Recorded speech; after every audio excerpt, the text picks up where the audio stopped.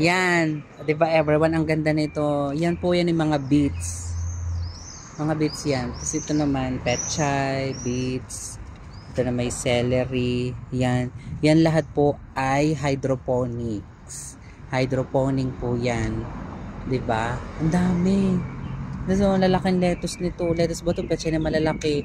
Lahat po yan is hydroponics. So, may kalabasa ba dito? Yan, oh. Ang dami. Tapos, merong repolyo. Hydroponics. Ang galing.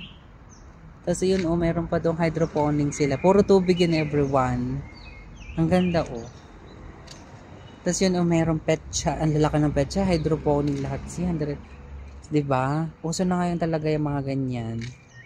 'Di ba? So ayan po 'yun, oh, hydroponics. So 'di ba? In terms ng water, nakakapagparami po sila, everyone. So ayan, hydroponics.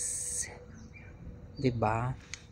Ito ano, beets to. Malalaking beets. Tapos yun, ukuha lang ko siya ng kuha ng petchay na gusto niya kainin. Tapos yan, oh. Ang ganda, oh, ang lulusog ng petchay. 'Di ba? Bongga yung mga hydroponics plants nila dito sa labas, everyone. Dito lang yan sa kapitbahay namin, everyone. 'Di ba? Tsaka doon meron pa rin doon mga hydroponics din po yun.